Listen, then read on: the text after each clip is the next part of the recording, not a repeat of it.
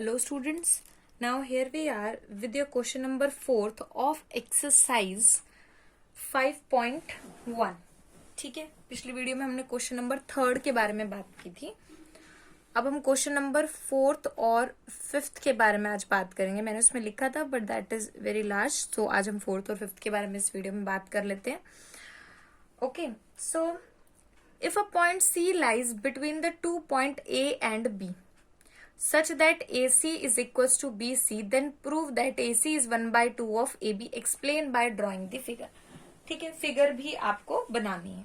Okay, and if a point lies between them, तो हमें prove करना है कि जो AC है that is half of AB, वो हाफ ऑफ AB के इक्वल होगा.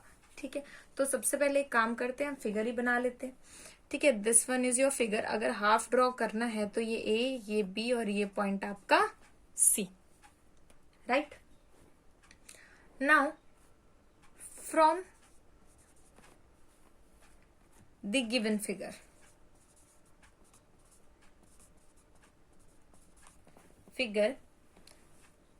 यहां से अगर आप देखेंगे C is a mid point. Okay, तो ये आपको एक काम कीजिए, इसको आप मत लीजिए. ठीक है, बिकॉज हमें फिगर से प्रूफ नहीं करना है. Right, let us draw the figure. आप ये लिखिए. ओके, आफ्टर दैट आपको गिवन क्या है? आपको गिवन है AC is equals to BC, that is given to you. To prove, आपको प्रूव क्या करना है? AC is equals to half of AB. Right, and let's start the proof. Given to prove, ये आपको चीजें लिखनी है और ये जो है that is your construction. Okay, so proof में है हमारे पास कंसीडर, जो हमें गिवन है उसका हमें यूज करना होता है AC is equals to BC. Right, now adding, एक काम कीजिए, ये AC है और ये BC है. ठीक है, हम एक काम करते हैं, adding AC to both sides. Adding AC to both sides. मैंने AC को दोनों साइड ऐड कर दिया. मेरे पास हो गया AC plus AC is equals to BC plus AC. That is twice of AC is equals to BC plus AC. Now here अब देखिए, BC प्लस AC कंप्लीट आपका AC है, सॉरी AB है.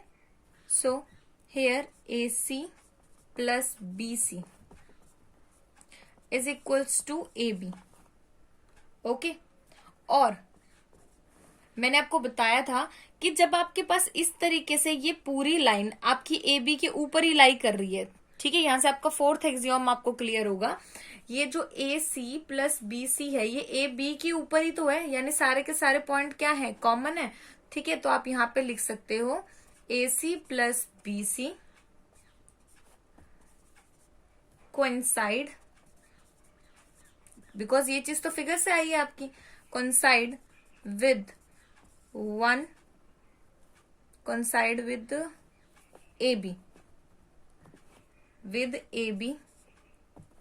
Right, it is known that the things which are coincide with one another, वो क्या होती हैं? Equal होती है. आपके पास हमने पिछले एग्जाम में भी किए थी ये चीज. with one another are equal to one another. ठीक है, तो आप लिखिए AC plus BC is equal to AB. Write it as a second equation and write it as a first equation.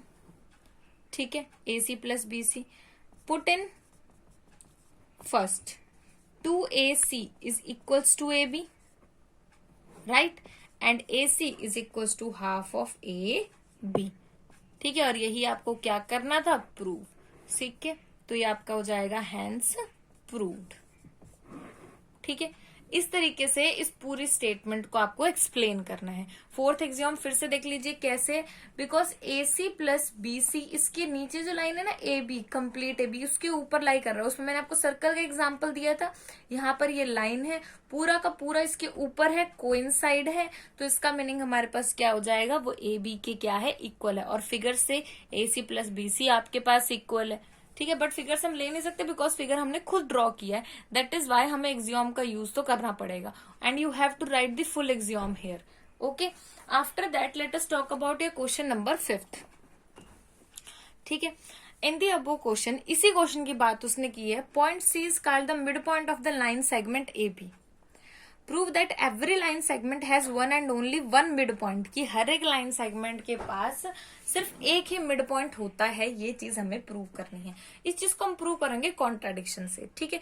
देखिए बच्चे, कॉन्ट्राडिक्शन क्या होता है, जो हमें प्रूव करना होता है ना, हम उसका उल्टा लेके चलते हैं, ठीक है। तो हम एक काम करते हैं, हम दो मिड पॉइंट ड्रॉ करने की कोशिश करते हैं, ठीक है, like A C D and this one is B.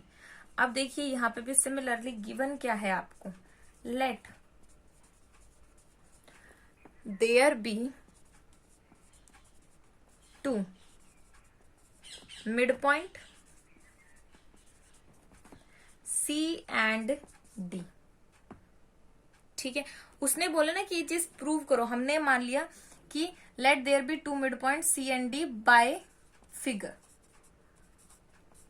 Okay, by figure, ठीक है। अब इसको मैं गिवन में क्यों ले रही हूं, बिकॉज इस फिगर की हेल्प से मैं कॉन्ट्राडिक्शन कर रही हूं। आप लिखना चाहे लिख सकते हैं, otherwise that is your choice, ठीक है। To prove every line segment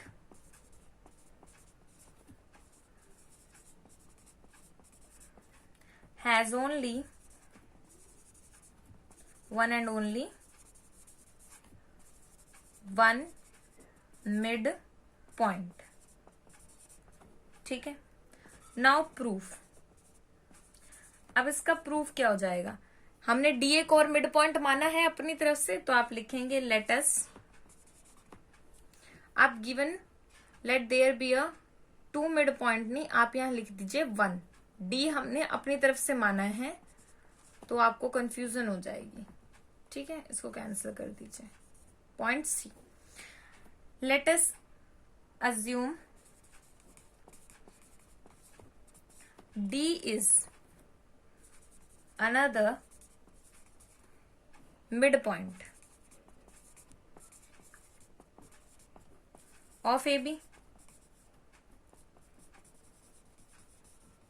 Therefore, AD is equals to DB.